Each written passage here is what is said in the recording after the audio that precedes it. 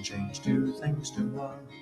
They are languages and letters, they are poetry and all. They are love and understanding, and they're better than a war. They are languages and letters, they are poetry and all. They are love and understanding, and they're better than a war.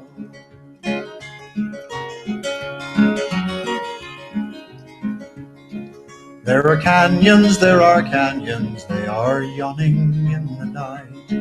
They are rank and bitter anger, and they are all devoid of light. They are fear and blind suspicion, they are apathy and pride.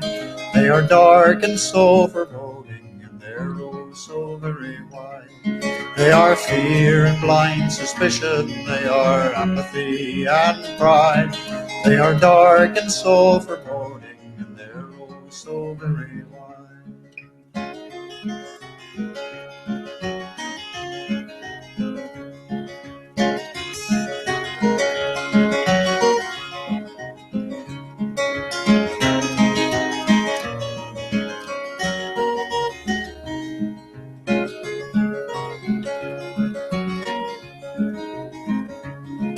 Let us build a bridge of music, and let us cross it with a song.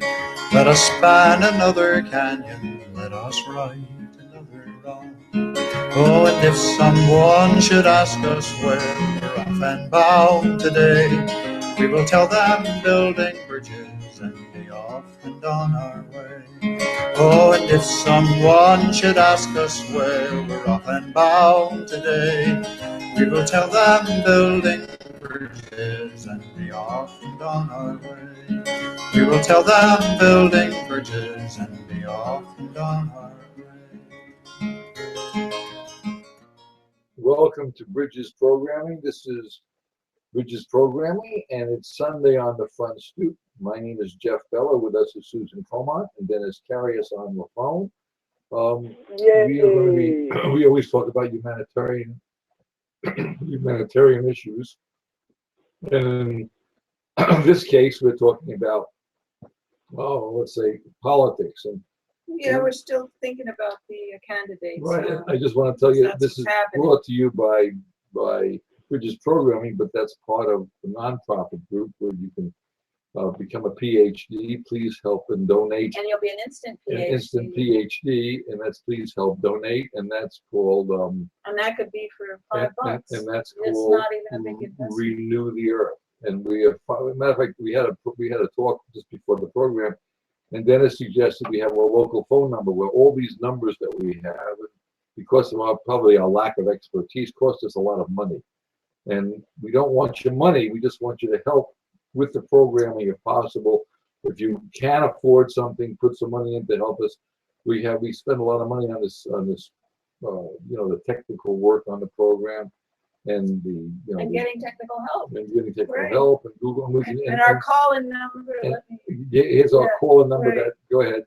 863-812-4736, and call in anytime. We'd like to get an 800 during the program. Number, but that's again 863-812-4736. And we'd like to get an 800 number, which we'd like to do. We're trying to do this on Skype and on Google Hangouts, which is what we do. But we can use some help. It's becoming difficult to do, and I'm really not computer literate, so when something breaks down, you can hear there's all kinds of cursing noise and up screaming there, and yelling that I can't figure out which microphone to put on or something. The ceiling vibrates. But and then Dennis wants to have an 800 number that we can call in that no cost to anybody. But again, that's even more expensive. So we have to deal with what we got. We're doing the best we can. We're doing the best we can with what we got, and that's the best we can do. And everybody who's involved with the program, which we have about 6 or 8 people who really work on this program with us. And thank you, Dennis. And thank you, Dennis. But we can't do it as good as we'd like to, but we're doing it better than we thought we could. So that's really the best way. So that's the best way we can do it. And we're just learning how to do sound effects like this. That's a band. That's a gong to get you off the air. I wonder. And also you have these other images. And then we can do something like this if you want. We can go ahead. Unless, We could put this on me, and I could put this on me, and we just learn how to do all these great images. And yeah, but what about also? That one, and how about that one? That's good. I like And we got this one coming up. If you want to be a scholar, and if you want to become instant scholar, if anybody doesn't know what you're talking about, they can put the question mark on. And if you have a birthday, we can put this on, and we can bring a birthday cake out. Also, we can do this.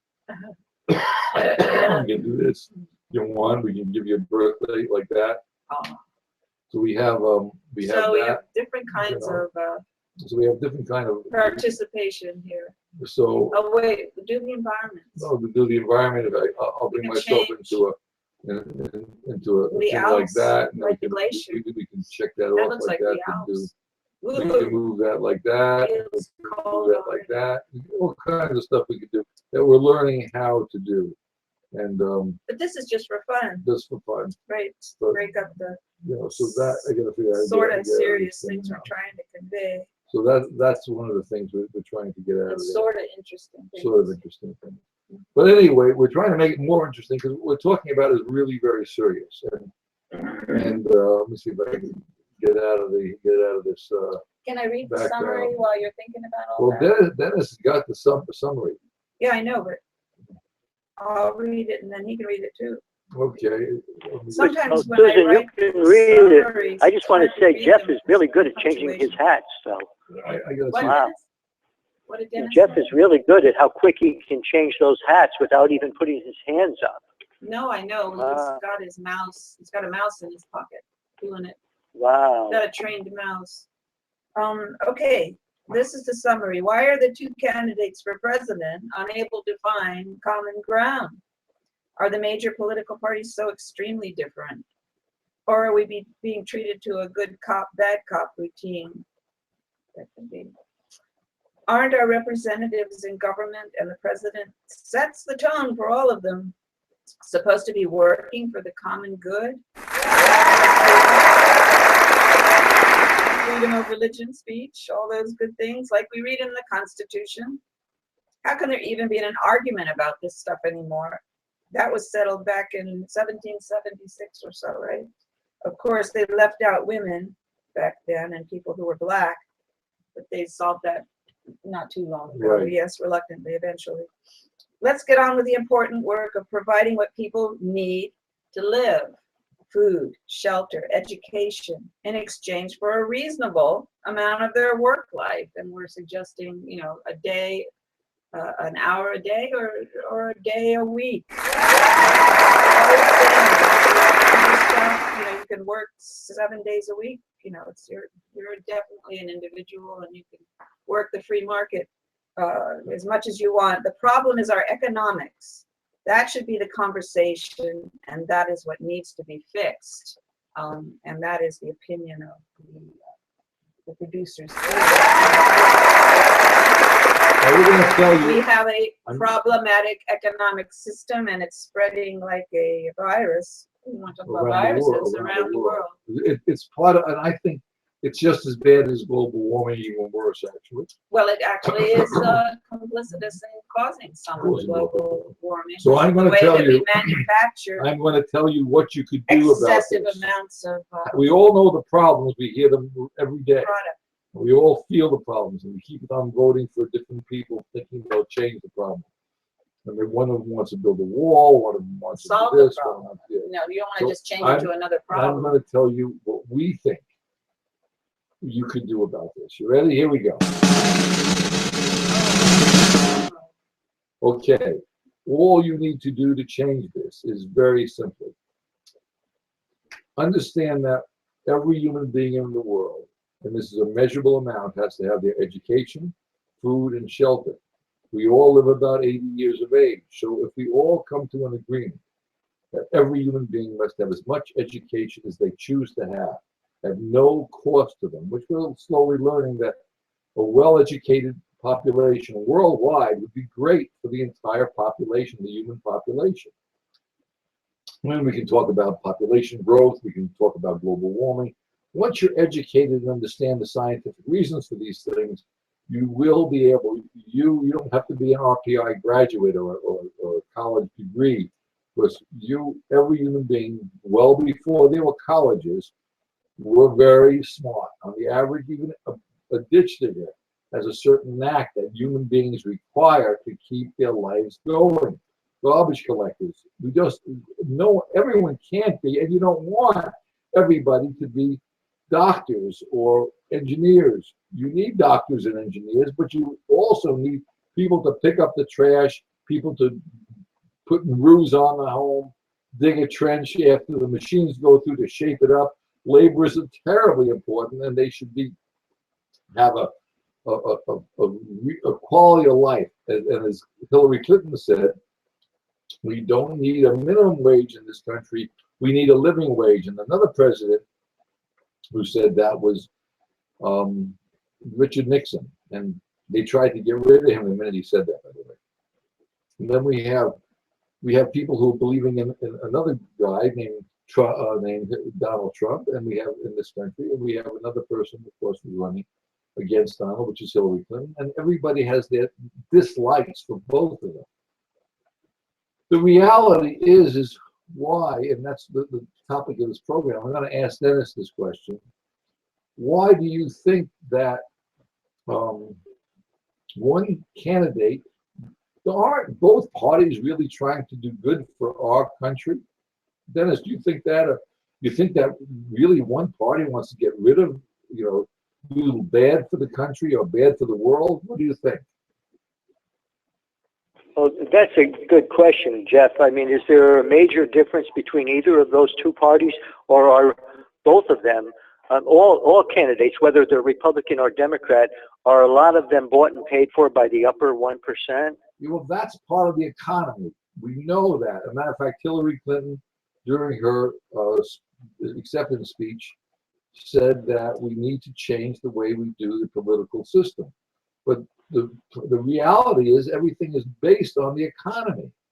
So how is she going to do this if the political system is based on the economic system? They need so much money to run. They have to deal with the big corporations who put the big money in, who are taking this from us.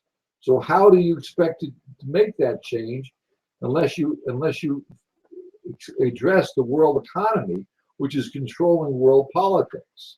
So that's why we have working on this project called the Human Renewable Energy Measure here on British program. And we also want to have, like Renew the Earth is talking about helping all humanitarian projects, renewable energy, planting trees,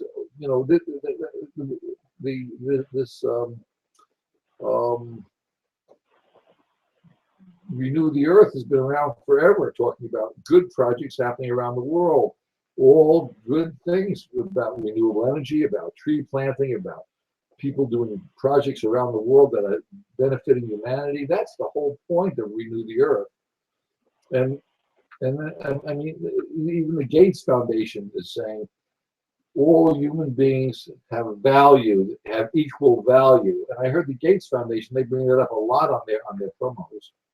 And why can't they join in and come together instead of all these separate companies come together and work together to change the way we work, not separate organizations fighting for funding so they can get their messages out. And that's what we're all doing. We're all fighting. I mean, we try to do this out of our pockets. It's very stressful to do it out of your pockets. Like even you, Dennis, said you need a separate number so people in New York can make the calls. But we have people from all over the world calling us.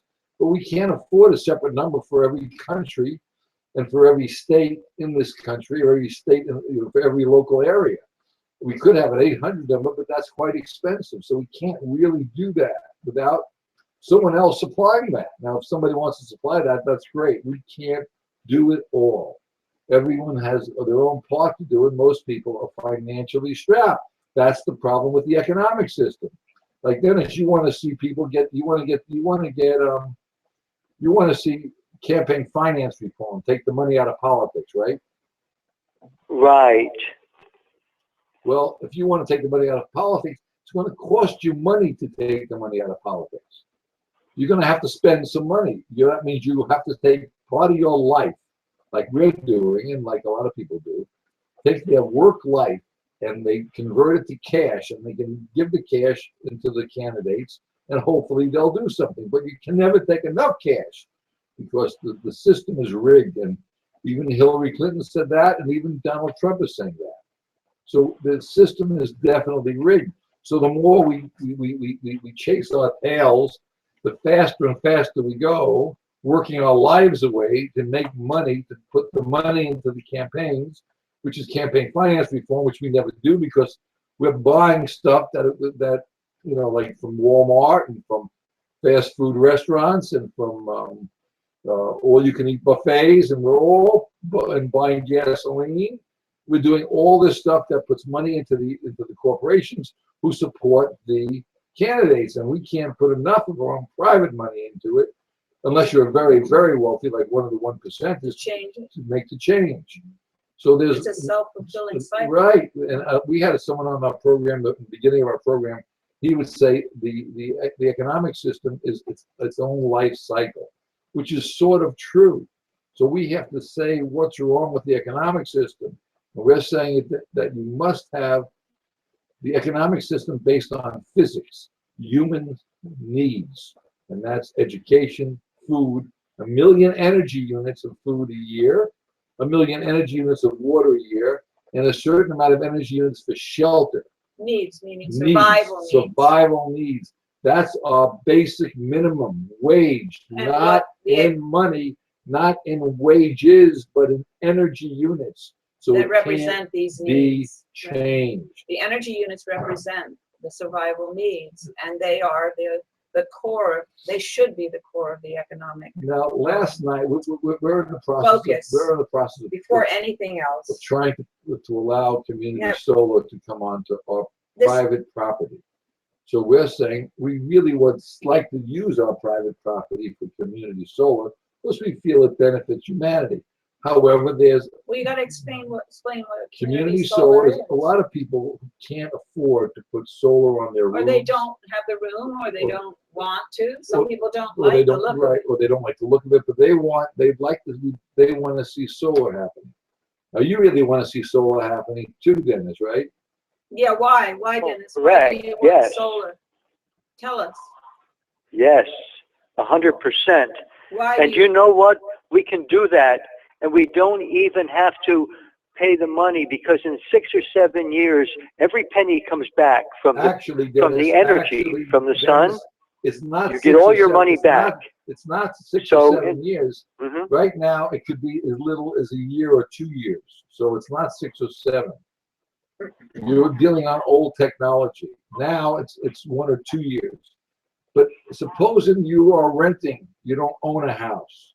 Supposing you're living in an apartment house somewhere in Albany and you don't have a lot of money. What are you going to do about putting solar panels on your roof? Now they offer that for people, even if they can't put solar panels on their own roof, they can just invest the money. But it might go on your church, it might go on your grade school or high school, whatever, and then you still are invested in that, and you will be getting that money back. Okay, now that's what community solar is. In this case, we are putting up to start with 7 acres, and possibly to grow to maybe 40 acres of solar, community solar. And that goes right into the grid. Now watch what you just said. You talked about money. We're not concerned about the money, even though we have to live in this realm of money. So we're going to sell at a fair price some property to start off with to the community solar people who also have to make money. So they have to get investors to start the project. And then people can invest in this community solar, like you said. They can invest in the community that's going on their local projects. But you'd see, going right back to the money sequence, we're saying that physical things must be met. Like we need energy, because the more energy we have, theoretically, we're going to have a better quality of life. However, the very top of the economic stratus, the money sequence, the very top of the money sequence is skimming off all the profits. And that's where we have a problem with our policy making in the political realm, because they control the laws for that. And Now, they keep that's making what more Dennis laws. was now, saying. here's- Will control. Can I Here's just finish another what I was here's saying? another problem. I'm going to give you another problem. One- Yesterday, we went to a group who wants to do this here. And the people in that strata, in that economic strata, they have no problem with money. They don't know what it is to be hungry. Now, there was someone there who worked in Africa, and he was a very smart guy working on a project, and we may have him on our show. And he understood what it is to live from hand to mouth. There was another person there who works with she worked with the underprivileged children. And then when she was explaining in the conversation that when she works with the underprivileged people from, let's say, the hood or the poor part of the area, and then she went to a wealthy area to talk about how you do. The kids were different. They were taking notes. She was shocked. There was such a difference in the thinking process. And what we found that when we drove into different parts of the area, there's people begging for money. They're not really begging on their knees for money, but they're holding up signs, homeless, and I need food. And we didn't know what to do, but so what do? You take out a couple of bucks out of your pocket, which makes you feel better, which doesn't really do anything Yeah, for but these it's people. good for them too. And then at least you can give them and maybe give them a coupon to buy one get one free somewhere. You give them enough of the ones so they can get a couple of hamburgers. But the reality is Just that for one day, and that's- they got the same problem the Yes, next we day. need to fix the problem, and that's why we're doing this program, and that's why we do Sunday on the front stoop. The Pope, on Sunday, I always bring out the Pope. He was talking about the problem with the economic system. Last year, he did an encyclical, which was great. I really recommend people to see that. We have several things online that talks about this. We have Zeitgeist moving forward. I really recommend to people to see that. It's a long documentary. We have Money as Debt, which shows you how the money sequence works and how insane our money sequence is. But we're suggesting we have a remedy on how to fix. We think if we can put this name, this measurement into our world vocabulary, human renewable energy measure, and it's up on your screen right now. If we could put that into the vocabulary and people understand it, all you need to do is just come to an agreement that everybody, anywhere in the world, whatever they want to learn is available to them at no cost other than their time, a little bit of time for learning. That's their biggest cost, to use their lifespan to learn to become, let's say, an engineer or a good electrician or plumber or ditch digger or even a good mother, good father. Have the time, learn the most knowledge you can get. For whatever if you decide you want to be a gardener or a farmer or a musician, and you want to look up how to get mixed paints or how to put strings on, whatever you could do to learn what you're interested in, it's free. It's wide open knowledge, open source. Then we have to have a social agreement that all humanity, no matter where they are in the world, has to have their basic needs met for their lifespan, their education, food, and shelter. No matter what, anywhere in the world, for 1 hour a day or 1 day a week, their lifespan, for their basic needs met. And then you say that gives you the free time, which is 6 days a week or 23 hours more a day, for your wants. What your wants need. Now, of course, you'll die if you don't get some sleep. But, I mean, you have all this free time to work as hard as you want for your wants. So that's what makes us different between animals and humanity, is we have different wants. Not all our needs are exactly the same as an animal. But as a species, a human species, our wants are different. And because of technology, it shouldn't take any more than basically We're saying one hour a day or one day a One day a week. week, because our technology is so advanced. And I mean, we're producing now with the economy that is focused on profit, huge amounts of product that are wasted and end up in dumps, and huge amounts of food that are wasted and never get to people who are needing that food. This is all because profit is the motive. Scarcity, even though there's abundance, control of this abundance so that you are maneuvering where the scarcity will be, and pressuring people in those areas to spend more for what they need, and to the point where they collapse governments and collapse nations in this way, if what is desired is a very compliant workforce that'll work for nothing, or natural resources in that area, which they want access to, and they being the corporations who are benefiting hugely from Bill Clinton's presidency, when he repealed under his administration the Glass-Steagall Act in 1999, and this made banking and companies grow, to monstrous size, and more easily cheat their clients, and all this plays into the hands of the corporations that are, of course, funded and given loans by these banks. We're talking about a very unbalanced playing field. People are at a huge, people in general, and their rights to survive are at a huge disadvantage in an economy like what has evolved to this point, to its most incredible presentation yet, in terms of worldwide influence.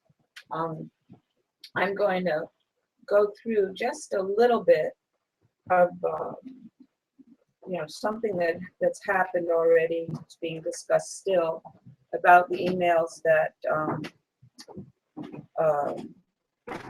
were intercepted or hacked or whatever out of the Democratic National Committee, and indicating that there was some favoritism toward Mrs. Clinton's campaign, and they were actually trying to sideline Mr. Sanders' candidacy when they were both vying for the primary to get chosen as the candidate. They were both, and Mr. Sanders was doing very well. He was getting quite a following, but in the background, the Democratic Committee was almost, was acting like an arm of Mrs. Clinton's campaign. They were finding publicity slots at 3 in the morning for Bernie Sanders. They were starting a bit of a whisper campaign against his candidacy, and with it's the and the party leadership is supposed to be neutral on the subject of which candidate is preferred, and this was from these emails being indicated that that was not the case. And Mr. Sanders said, quote, "The party leadership must always remain impartial in the presidential nominating process, something which did not occur in the 2016 race." So here we're casting a doubt in the minds of people who are now having to decide between the two candidates that were chosen, about whether or not Mr. Sanders was given a neutral party in which to whether they were being impartial. These emails would would indicate that they were not being impartial. And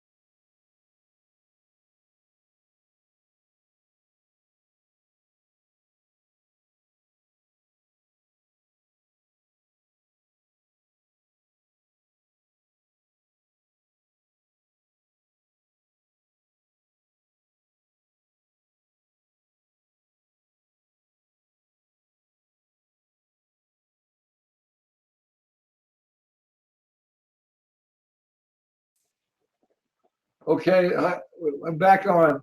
Can you hear me now, Dennis? Can you see it? Yeah.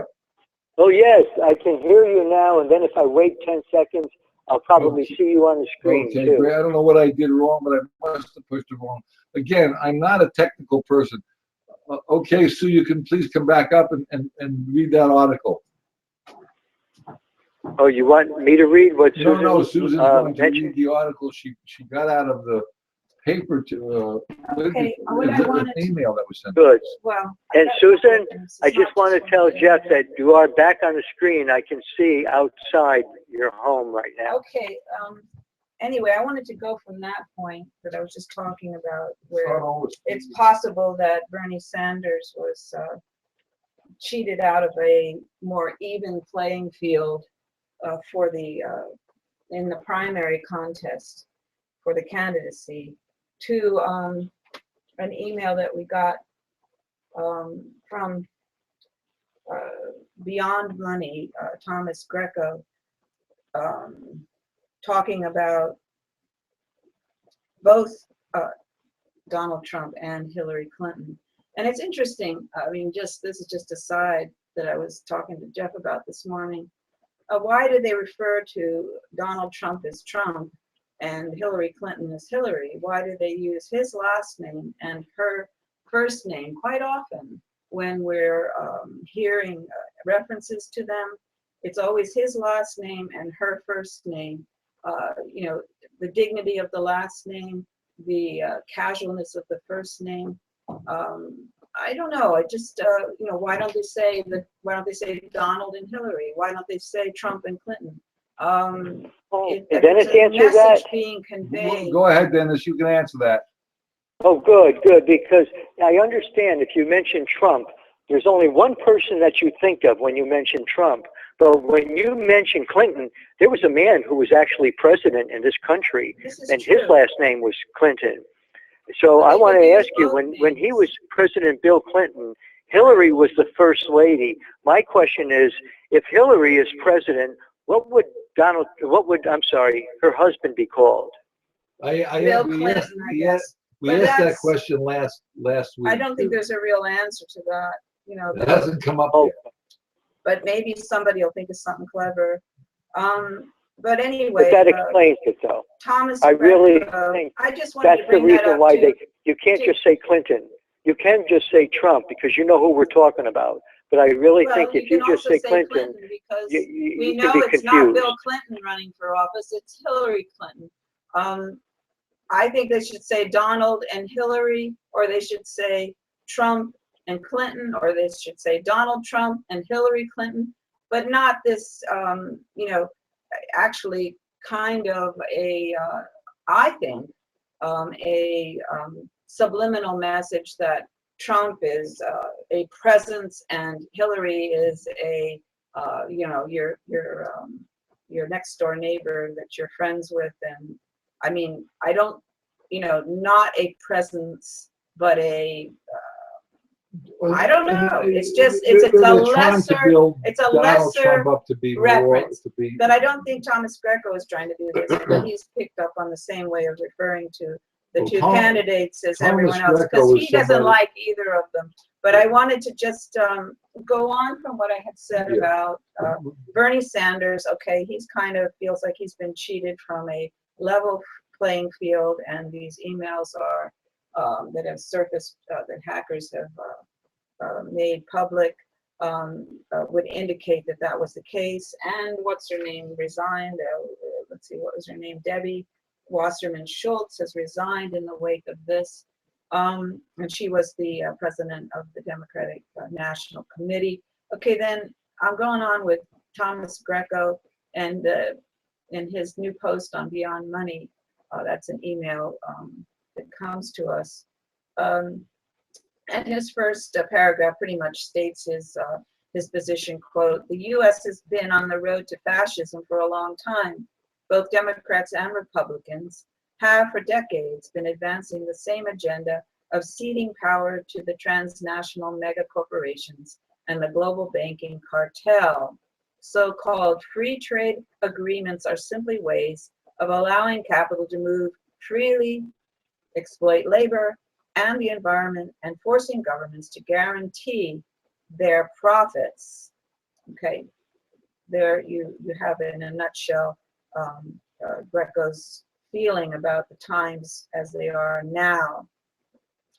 And then he goes on to talk about the repeal of the Glass-Steagall Act under Bill Clinton in 1999, which aggravated all these things and made it even more powerful, the banking cartels and the mega corporations. And the laws are continually being invented to advantage bankers and corporations. And to make money for wealthy people. Money on not, money. Money on money.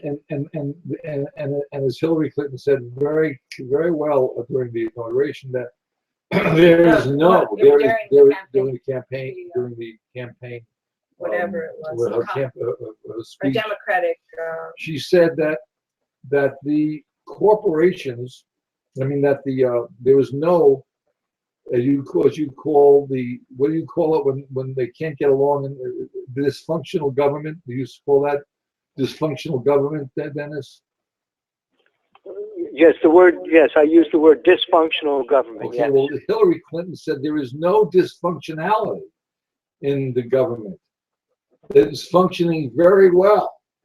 But it's For the upper functioning 1%? very well for the 1%, for the large, the small population that's controlling the economics. And she said that right in her speech, and someone else said that who was talking there. It works great for the people who are very, very wealthy. And it's not working well for the average person in this country and this world. I didn't say the world, I threw that in.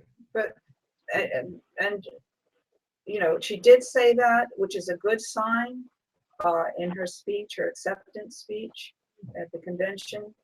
But let's go on to get Thomas Greco's slant on all this. So we need to see different slants. And he does propose that there is a third party, and we still have some time. And he talks about that at the end of the article. And he goes on to say, quote, "Many countries are caught in the debt trap and are being forced to sell off government-owned assets, which further concentrates wealth and control of the commons. And when they refer to the commons, it's an economic commons. It's a way of controlling what controls everyone worldwide. The commons goods of Which people. is not for the common good. It's not anything about the common good. It's about the goods and how they can be controlled in order to control populations. Right, exactly. But when they talk about it's commons, it's an economic reference. right.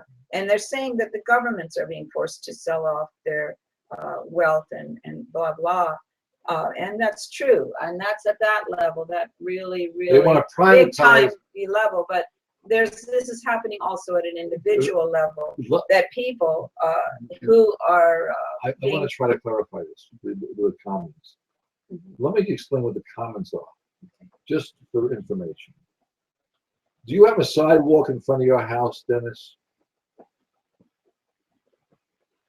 Yes, in front of our house, yes, we do. And you walk along the sidewalk past other people's houses, Yes, right? right, And that sidewalk is pretty much open to the common person to walk on. It's not considered private property, right?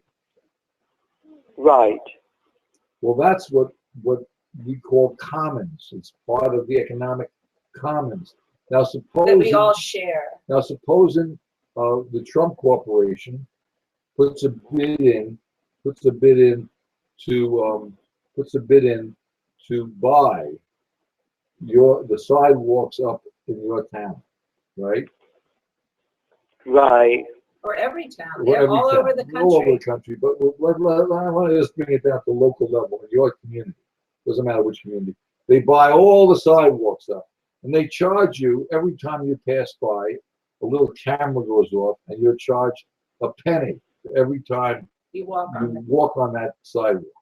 And you get a bill at the end of the month. It says you got to work for me for 6 months because you use that sidewalk that often. Now, do you think that's a good idea? No, I don't. I would not want to walk for 2 blocks if I have to stop at every front door and pay money to go past their You house. don't have to No. pay at the front door. It goes to the people who own. On the sidewalk. One person owns all the sidewalks in front of the homes. So so you every- get a bill on your internet. So You owe like you owe- 20 bucks. Yeah, for they using send the a cop sidewalk. over to you to collect your money. And if you don't pay, they're going to put you in jail.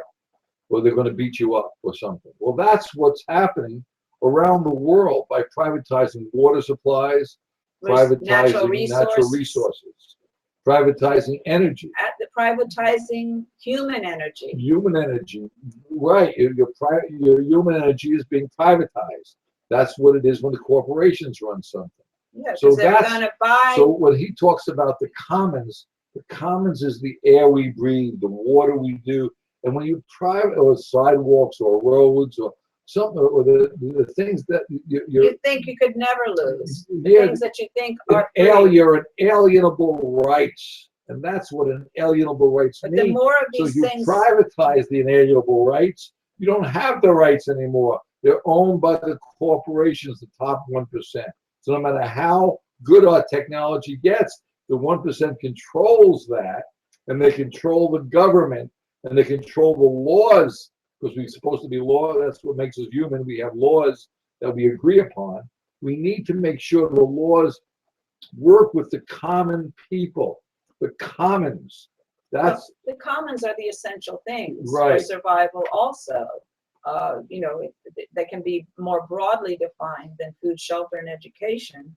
But by controlling more and more of what we would consider, essential for our well-being and survival, corporations and banks can then control populations more effectively and they've already pretty They're much doing- controlled the food supply. right. Because Food, you can't, right. You can't buy good quality food unless it's expensive. So you got to have work. well, your you can't buy life- food, and you have to buy food. Is the point? Right. You can supplement and probably go off the grid of food grid, maybe But you need land. but you need a good deal of land and then work that land like a farmers have done, most people are still subsistence farmers in this world, but that That's itself is becoming harder and harder and harder. But And the big for corporations people, like 'cause they- Monsanto, they're genetically modified right, grains and trying to consolidate for all money, the for profit, not to help all the humanity. small farms into a big farm like they've done here in the United States, and we know what happens when that occurs. But I just wanted to make another sub point to the selling off of government-owned assets, because individuals are selling off their assets too now because they can't meet the standard that they're used to, so they're not willing probably or can't consolidate and make their expenses less. So the next step is to sell whatever property they have, either being a home or getting reverse mortgages, especially if they're toward the end of what they think is going to be their lifespan. They'll get a reverse mortgage on their home, which is a way of giving your property up to the bank, and they will pay you as long as you live a stipend monthly according to how valuable your property was or is, and hopefully that's enough for you to live. But people are divesting themselves, just like governments have to do, because the pressures are all the way through. Because of the They're economic all the way system. through. Yeah, It's the economic because of the pressures. it's not because of any reality, like you're getting sick, or you're getting a drought, or you're getting it's all related to the But in economic that system. kind of False borders, false ownership. It's taken over because of the laws have changed. You've got to be a law abiding. But if the laws don't fit you, why are we doing this kind of behavior? It's really, and now and he makes the point here, which is very interesting and something to put more closely into in his Beyond Money post. Thomas Greco says here, under Bush, Cheney, and Rumsfeld, the Pentagon came up with a new organization, the quote, Proactive Preemptive Operations Group, P2OG is the anagram for that, or whatever you want to call it, to carry out secret missions designed to, quote, stimulate reactions among terrorist groups, provoking them into committing violent acts, which would then expose them to, quote, counterattack by U.S. forces. Those violent acts would also be used to justify regime change in countries accused of harboring terrorists, etc. We are seeing this play out. We are being asked or told to believe that things are getting worse and worse with terrorist attacks, but not putting into that equation the economic stresses, the amount of population, human population around the world now it's more than tripled since the 60s, I believe. right. All these things. I mean, we heard a very interesting In my comment on this in from my a lifetime, professor. we went from 2 billion people worldwide to 6 or 7 billion people worldwide. And they did an experiment with monkeys that when the population started to grow, the violence within the monkeys grew. Well, if they're contained, like in very close quarters, right? Right, and so it's interesting. Well, I mean, but there's another side to this, and it's been studied by, has terrorism increased? And this individual, a professor at Georgetown University, who studied this as his profession, and over the whole scope of this, and he says that it's more publicized now there, and in percentage of population, it is not more than it's ever been. It's his assertion. So you have to weigh these things. What is, What's real? What is real? And so anyway, Greco goes on to say, quote, and this is his opinion, Hillary is clearly in the pocket of the banking corporate elite and will continue to promote their agenda, just as Obama has. And Hillary is being sold to us as a non-Trump candidate, together with the feel-good idea of electing the first woman president. And then he goes on to say, Trump Trump appeals to people's fears and outrage over being misled by both parties. He promises that he makes promises that he cannot possibly deliver while pandering to the religious right with his selection of a running mate whose policy positions seem diametrically opposed to much of what Trump says he stands for. And his conclusion, Thomas says, I can only conclude that he is a megalomaniac to whom winning is everything. Right. So that he's. So now you got a choice between someone who's in yeah. the pockets of the big bucks, and then you have a megalomaniac. Yeah. Which ones do you want? I mean, Okay. this is outrageous. So then his feeling is, how can we stop this madness? He asks. We can continue, and he says one option is we can continue to bide our time, watch the chaos unfold, and hope for the best while waiting for new opportunities to emerge and working to make our communities better and more resilient in spite of it all. But maybe, he goes on to say, we could make a change at the level of national politics. And he mentions the candidacy on the Libertarian Party ticket of Gary Johnson and Bill Weld. Johnson, a former businessman and Republican governor of New Mexico, Weld, a former Republican governor of Massachusetts and U.S. attorney, excuse me, I'm reading too fast for my brain. And he said this ticket, in his opinion, should be looked at as broad appeal in his opinion, especially if he thinks it'll appeal to former Saunders supporters. And he's saying that Johnson already has a 13% support, which is pretty darn good for a third party. So he's suggesting there is another option, and we don't have to be bulldozed into what is being prescribed by our two parties, the Republicans and the Democrats. And then he asked the question at the very end of the email, are we the people ready? Are we the people ready to govern ourselves? The power elite think not. Let's show them that we are. So, that's just another. Okay, well, here's my take Another voice on heard Draco. from. And I am a third party person. I happen to be an independent. Independence Independence Party in New York. in New York. So I can't vote in a primary, but unless it's independence primary. Well, But I can vote for the general election, but I can't vote in a Republican primary or a Democratic party, but I can in New York State. However, I believe that this is my personal belief. Now, it does not reflect the views of this program. It does not reflect the views of Bridges' program. Because we like Republicans, Democrats, Independents, no matter what religion you are, we want everyone to come together. That's the goal of Bridges' program.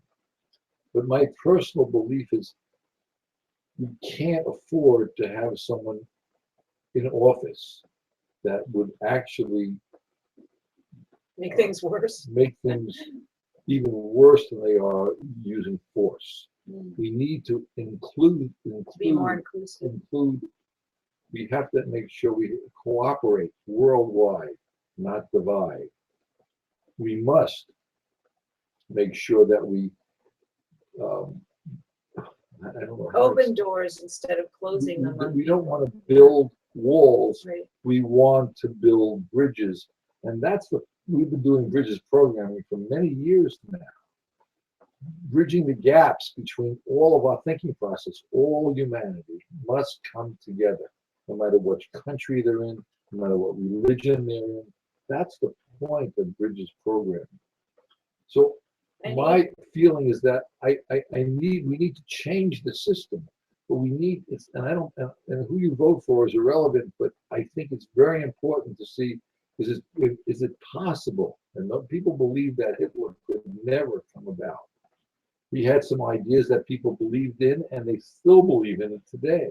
But he killed thousands and thousands, or almost a million, I don't know, a lot of people. So I don't know what the real numbers are, but I do know what the mainstream media says. I can tell you that we need to come together. We need to cooperate as a species. We need, and the way we do this is this, we believe that we need a measurement just like gravity. We need to make sure you can do something. What you can do is make sure, if you understand that a human renewable energy measurement, that all humanity must have their basic needs met, their needs met, their education, food, and shelter met, for a minimal amount of life's work, which is about a week a day because of technology, we could change the world. We could change the economic system. And therefore, you do no longer have a dysfunctional government that's for the main population worldwide.